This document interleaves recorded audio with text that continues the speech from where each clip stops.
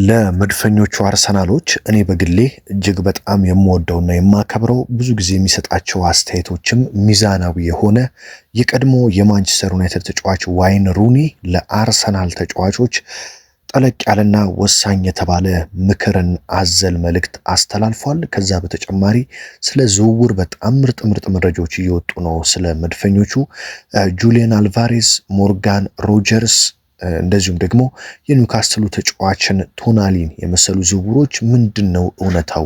በእርግጥ አርሰናል እነዚህን ተጫዋቾች የምር ይፈልጋቸዋል ወይ የሚለውን ጨምሮ ስለ ትሮሳርድና ማርቲን ኦዴጋርድ የተሰሙ አዳዲስ ወሳኝ መረጃዎችን ወደ እናንተ አደርሳለሁ። እንደተለመደው እንግዲህ ላይክ እና ሼር በማድረግ ለበርካቶች እንዲደርስ እንድታደርጉ በአክብሮት እየጋበዝኩ ቪዲዮን የምትመለከቱ ነገር ግን ሰብስክራይብ ያላደረጋችሁ ካላችሁ ደግሞ ሰብስክራይብ በማድረግ ቤተሰብ እንድትሆኑ በአክብሮት ጋብዛችኋለሁ። በቀጥታ እንግዲህ ወደ መረጃዎቼ ነው መወስዳችሁ። እንግዲህ ወደ ዋናው መረጃ ከማለፌ በፊት ሚኬል ሜሪኖ የቀዶ ጥገና በተሳካ መልኩ ማድረጉን ልነግራችሁ እወዳለሁ። ትላንትና ነው እንግዲህ በአርሰናል ቤት አርሰናል በማንቸስተር ዩናይትድ 3-2 በተሸነፈበት ጨዋታ እንግዲህ ሚኬል ሜሪኖ የአጥንት መሰበር ጉዳት እንደገጠመው ይታወቃል። እንደምታውቁት የአጥንት መሰበር ጉዳት በጣም ከባድ የሚባል የጉዳት አይነት ነው። እንደ መረጃዎች ከሆነ ሚኬል ሜሪኖ የሚያዝያ ወር መጨረሻ ወይም ደግሞ የግንቦት ወር መጀመሪያ ላይ ሊመለስ ይችላል።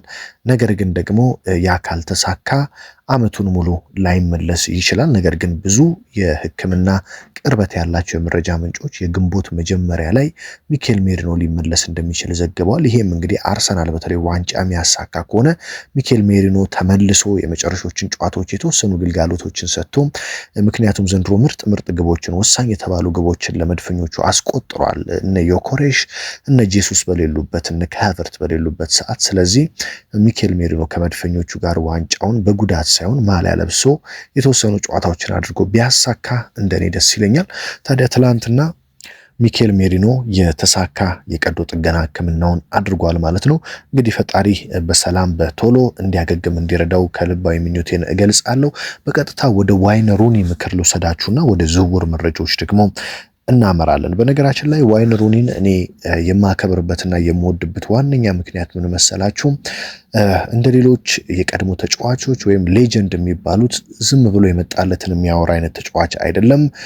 ብዙ ጊዜ ትክክለኛና የማያዳላ እንደዚሁም ደግሞ እውነታውን የሚናገር ሰው ነው ዋይን ሩኒ። በአሰልጣኝነት ነው አሁን ያለው። ያው እንደምታውቁት በአሰልጣኝነቱ በጣም ደካማ የሚባል ጊዜ ነው እያሳለፈ የሚገኘው። ከብዙ ቡድኖች ተባሯል፣ እየተሳካለት አይደለም። ነገር ግን በተጫዋች ዘመንነቱ በጣም ምርጥ ተጫዋች እንደነበረ እናውቃለን። ታዲያ ምንድን ያለው በተለይ ሊቨርፑል በማንቸስተር ሲቲ መሸነፉን ተከትሎ እንግዲህ የቀድሞ የእንግሊዝ ብሔራዊ ቡድን ኮከብና የማንቸስተር ዩናይትድ የኤቨርተን ተጫዋች የነበረው ዋይን ሩኒ አርሰናል በቀጣይ ሳምንታት ሊኖረው ስለሚገባው አቀራረብ እንዲህ ብሏል። ሲቲ በሊቨርፑል ቢሸነፍና በአርሰናል በ9 ነጥብ ቢበለጥ ኖሮ አርሰናሎች ዋንጫውን ለማሸነፍ ይቀላቸው ነበር። ሲቲ ደግሞ ዋንጫውን ማሸነፍ በጣም ይከብዳቸው ነበር። አሁን ግን በሊቨርፑል አንፊልድ ስቴዲየም ማሸነፋቸው የማይካድ ነው። ትልቅ በራስ መተማመንና እምነት ይሰጣቸዋል። ነገር ግን አርሰናል በራሱ ላይ ብቻ ማተኮር አለበት። ተጫዋቾቹ የሲቲን ጨዋታ በቤታቸው ሆነው ሲመለከቱ ሲቲ ዛሬ ይሸነፋል ብለው ማሰባቸው አይቀሬ ነው። ይህ ደግሞ ተስፋ አስቆራጭ ሊሆን ይችላል። ተቀናቃኞቻችሁ እንዲሸነፉ በመመኘት ብዙ ጉልበት ታባክናላችሁ። ስለዚህ የሲቲ ጨዋታ ላይ ትኩረት በማድረግ ጉልበታችሁን አታባክኑ።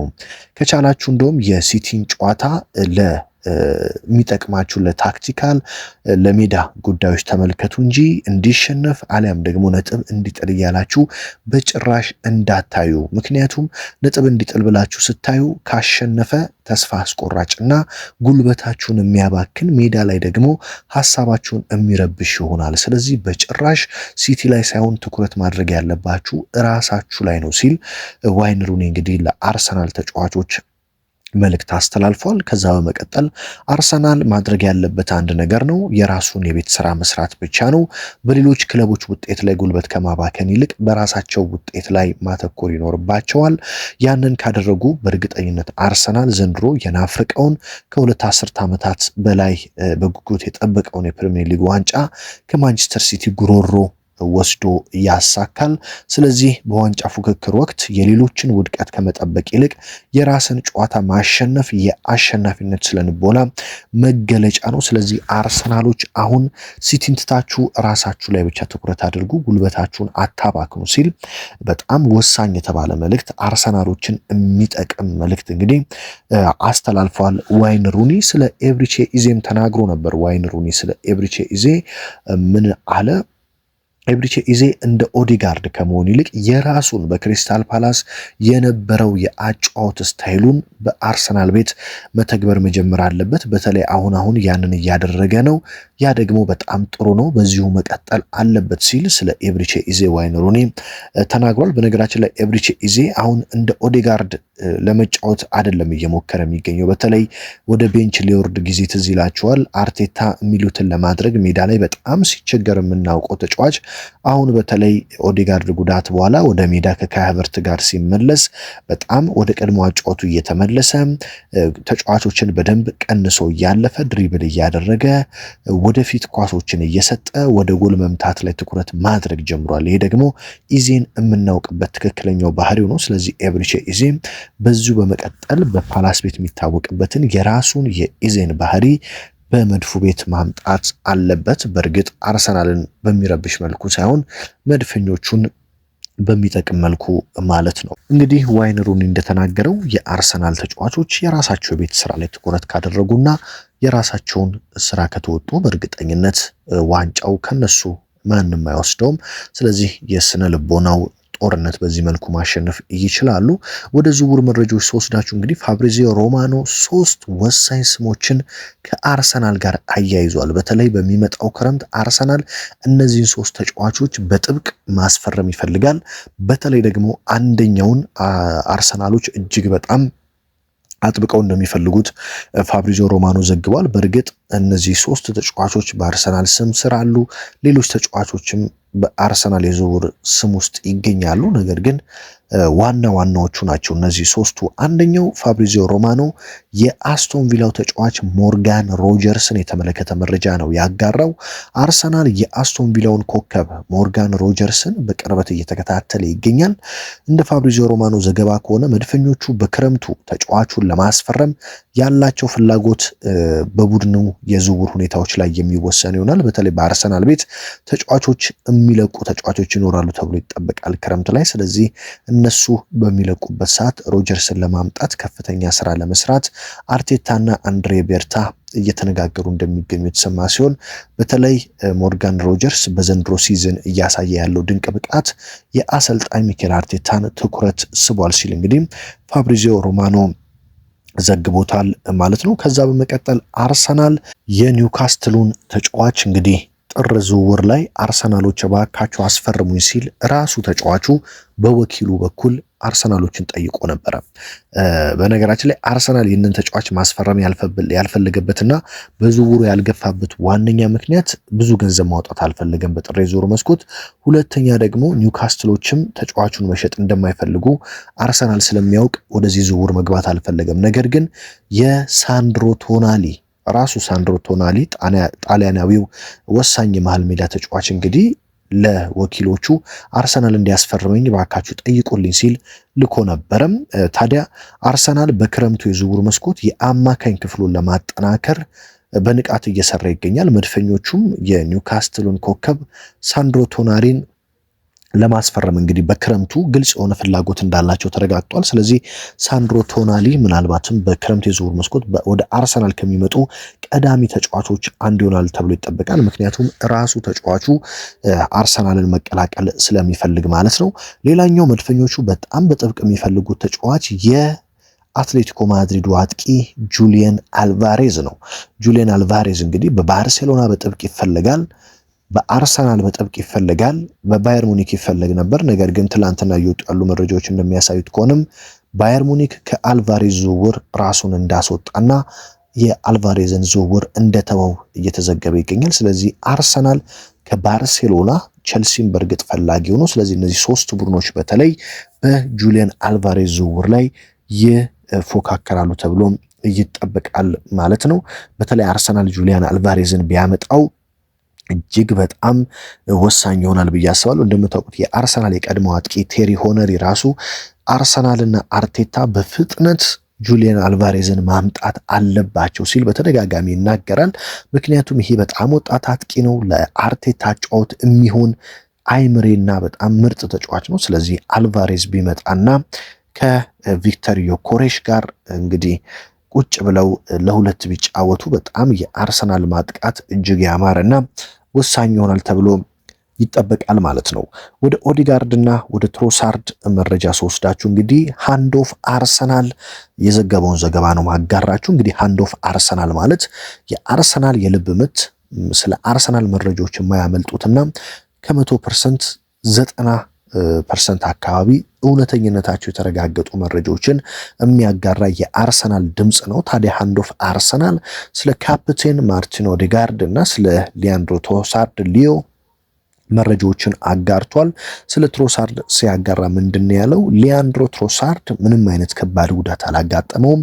ያጋጠመው ነገር ቢኖር ትንሽ የተለመደ የጡንቻ መሸማቀቅ ብቻ በመሆኑ ለደጋፊዎች ስጋት የሚሆን ጉዳት አይደለም። ስለዚህ የአርሰናል ደጋፊዎች ምንም ስጋት እንዳይገባቸው ስለ ሊያንድሮ ትሮሳርድ በሐሙሱ የብሬንፎርድ ጨዋታም ይኖራል፣ ይሰለፋል ሲል እንግዲህ ሃንድ ኦፍ አርሰናል ዘግቧል ማለት ነው። በመቀጠል ስለ ካፕቴን ማርቲን ኦዴጋርድ ሲዘግብ ደግሞ ኦዴጋርድ አሁን ላይ ከጉዳቱ አገግሟል፣ በዚህ ሳምንት ወደ መደበኛ ልምምድ እንደሚመለስ ይጠበቃል ሲል ሃንድ ኦፍ አርሰናል ኦዴጋርድ በዚህ ሳምንት ነገና ከነገ ወዲያ በተለይ በሚደረጉ የልምምድ ጊዜቶች ላይ በአርሰናል ዋና ቡድን ልምምድ ላይ እንደሚመለስና ወደ ጨዋታ እንደሚመለስ ሃንድ ኦፍ አርሰናል ዘግቧል ማለት ነው። ብዙዎች እንግዲህ ኦዴጋርድ መመለሱን በጥሩም በመጥፎ ጎኑም እያዩት ነው። አንደኛ ኦዴጋርድ ባልነበረባቸው ያለፉት ጨዋታዎች ላይ አርሰናል ሰንደርላንድን እንደዚሁም ደግሞ ሊድስ ዩናይትድን በጣም በጥሩ አቋም ድል አድርጓል። የሃቨርትና የኢዜ መሃል ሜዳ ላይ መምጣት አርሰናልን በደንብ ከፍ እንዲል አድርጎታል። ስለዚህ ኦዴጋርድ በዛው በተቀያሪ ወንበር ላይ ቢቀመጥ የሚሉ ሰዎች አሉ። አንዳንዶች ደግሞ የለም ኦዴጋርድ መጥቶ ቋሚ መሆን አለበት የሚሉ ሰዎችም አሉ። እዚህ ላይ ግን የእናንተን ሀሳብ እስኪ ኮመንት ላይ እንድታስቀምጡልኝ እፈልጋለሁ። ሌላኛው እንግዲህ የአርሰናልና የብሬንፎርዱን ጨዋታ የሚመሩት ዳኛ ታውቀዋል። የዋና ዳኛውም እንደዚሁ ደግሞ የቫር ዳኛ ታውቋል። ስለዚህ ሐሙስ ዕለት አርሰናል ከብሬንፎርድ ጋር ምሽት ላይ የሚያደርገውን ጨዋታ የሚመሩት ዳኛ ጆን ብሩክስ ናቸው። ጆን ብሩክስ እንግዲህ የአርሰናልን ጨዋታ በመሃል ሜዳ ዳኝነት ይመራሉ። እንደዚሁም ደግሞ በቫር በኩል ስቱዋርት አትዌል የቫር ዳኛ ሆነው አርሰናል ከብሬንፎርድ ጋር የሚያደርገውን ወሳኝ ጨዋታ የሚመሩ ዳኞች ናቸው ማለት ነው። መድፈኞቹ ዘንድሮ በጣም ጥሩ ነገር ምን መሰላችሁ? አንዴ ከተሸነፉ በኋላ ቀጣይ የማይሸነፉት ነገር በጣም የአርሰናል ደጋፊዎችን እያስደሰተ ነው የሚገኘው። በሊቨርፑል ከተሸነፉ በኋላ አርሰናሎች ተከታታይ 18 ጨዋታ አልተሸነፉም። ከ18 ጨዋታ በኋላ በአስቶን ቪላ ተሸነፉ። ከዛ 12 ተከታታይ ጨዋታ አልተሸነፉም። በመቀጠል በማንቸስተር ዩናይትድ ተሸነፉ። ከዛ በመቀጠል አሁን ያለፉትን 4 ጨዋታ እንግዲህ ከአራቱንም ድል አድርገዋል።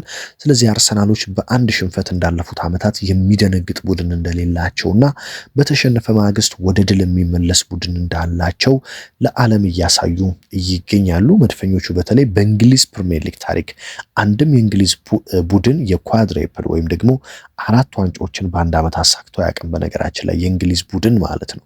ይህንን ታሪክ ለመሻር የመጀመሪያው ቡድን ለመሆን በእጁ ይገኛል እድሎች። ምክንያቱም በሁሉም ዋንጫ የተፎካከረ ስለሆነ ማለት ነው። በኤፍኤ ካፕ 4ኛ ዙር፣ ካራቦ ካፕ ፍጻሜ ተፋላሚ፣ በፕሪሚየር ሊጉ መሪ፣ በሻምፒዮንስ ሊግ አንደኛ ሆኖ 16ቱን የተቀላቀለ ቡድን ነው። ስለዚህ መድፈኞቹ በእንግሊዝ ታሪክ አንድም ቡድን ያላደረገውን ተአምር ለመስራትና ለመፍጠር አሁንም ሁሉም ነገር በእጃቸው አለ። ይህንን ነገር ይፈጽሙታል፣ ያደርጉታል ወይስ ከባድ ነው የሚለው እንግዲህ እጅግ በጣም የሚጠበቅ ሲሆን መድፈኞቹ እንግዲህ ይህንን ታሪክ አድርገው ከዚህ በፊት ማንም ያላሳካውን የፕሪሚየር ሊግ አንድም ቡድን ማሳካት ያልቻለውን ኢንቪንሲብል የወርቅ ዋንጫ አሳክተው አስደምመውናል።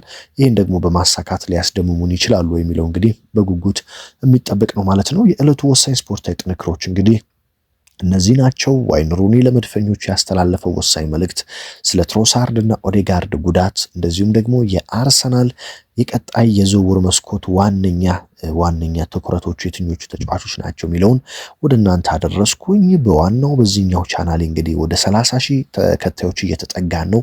ለዚህም ከልብ አመሰግናችኋለሁ። ሁለተኛውም ቻናሌ በጣም ተወዳጅነትን አትርፎ ከ5,000 በላይ ተከታዮችን በአጭር ጊዜ ውስጥ አፍርቷል። በሁለቱም ቻናል መረጃዎችን እየተከታተላችሁ የምታበረታቱኝ ከጎን የሆናችሁትን በሙሉ ከልብ እያመሰገንኩኝ በሌላ ወሳኝ መረጃ በሌላ ወሳኝ ጥንክር እስከምንገናኝ ድረስ በያላችሁበት ሁሉ ሰላም ተመኘሁላችሁ።